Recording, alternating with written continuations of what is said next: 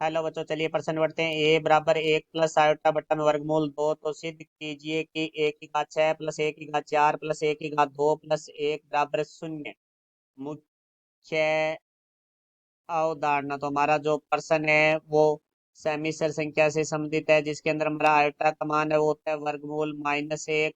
Iota घात 2 बराबर हमारा होता है -1। आयोटा घात 3 बराबर होता है माइनस आयोटा, और आयोटा घात 4 बराबर होता है 1। तो अब देखो हमारे प्रश्न के बारे में बात करते हैं। तो प्रश्न में हमें दिया गया है ए बराबर 1 प्लस आयोटा बटा में वर्गमूल 2। तो हमें जो सिद्ध करना है उसके अंदर 1 की घात 6 प्लस 1 की घात 4 प्लस 1 की घात 2 प्लस 1 बराबर 0। तो यहाँ से देखो हम 1 की घात 2 निकालेंगे, तो हमारा 1 की घात 2 है वो बराबर होगा 1 गुणा ए। तो यहाँ से देखो ए का मान है हमारे पास 1 प्लस आयोटा बटा में वर्गमूल 2 गुणा में 1 प्लस आयोटा बटा में वर्गमूल 2। तो देखो यहाँ से 1 प्लस आयोटा को 1 प्लस आयोटा से गुणा करेंगे।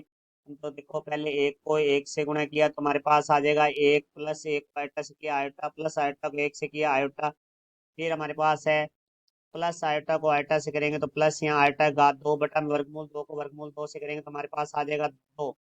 तो यहाँ से देखो भाई, हम चूंकि हमने मुख्य उदाहरण में लिखा है कि आयोटा का 2 का मान है वो -1 होता है, तो 1 प्लस आयोटा और आयोटा 2 आयोटा -1, क्योंकि आयोटा घात 2 का मान है वो -1 है बटा में 2।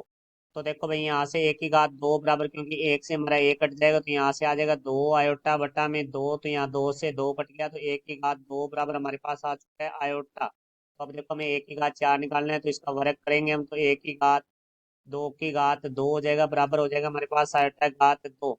तो एक घात से घात हमारी गुणा होती है, चूंकि हमारी 1 की घात m की घात n बराबर होता है 1 की घात m गुणा n। तो यहाँ से आ जाएगा हमारे पास 1 की घात 4 बराबर आयोटा घात 2 का मान है वो हमारा -1 होता है। अब हमें आयोटा घात 6 चाहिए, तो देखो आयोटा घात 4 गुणा आयोटा घात 2, तो -1 गुणा आयोटा। तो यहाँ से देखो 1 की घात 4 और 1 की घात 2 है, क्योंकि आधार समान है, तो घातें जुड़ जाएगी, 4 2 6 हो जाएगी, क्योंकि हमारी 1 का घात m+n बराबर होता है 1 की घात m गुणा 1 की घात n। तो बराबर हमारे पास आ जाएगा -आयोटा। अब हमारा जो बायां पक्ष है वो लेंगे, तो यहाँ लिखेंगे हम बायां पक्ष। तो देखो बायां पक्ष है वो हमारे पास है 1 की घात 6 प्लस 1 की घात 4 प्लस 1 की घात 2 प्लस 1। तो 1 की घात 6 का जो मान है वो हमारा है -आयोटा। फिर हमारा 1 की घात 4 का मान है वो है -1। फिर हमारा जो 1 की घात 2 का मान है वो प्लस आयोटा प्लस 1। देखो यहाँ आयोटा से हमारा आयोटा कट जाएगा, यहाँ 1 से 1 कट जाएगा, तो बराबर में हमारे पास आ जाएगा 0। तो यहाँ से हमारा जो बायां पक्ष है वो बराबर आ चुका है दायां पक्ष, और यही हमें सिद्ध करना था, जो कि सिद्ध हो चुका है। ये हमारे प्रश्न का उत्तर हुआ। मैं आशा करता हूँ समझाया होगा। धन्यवाद।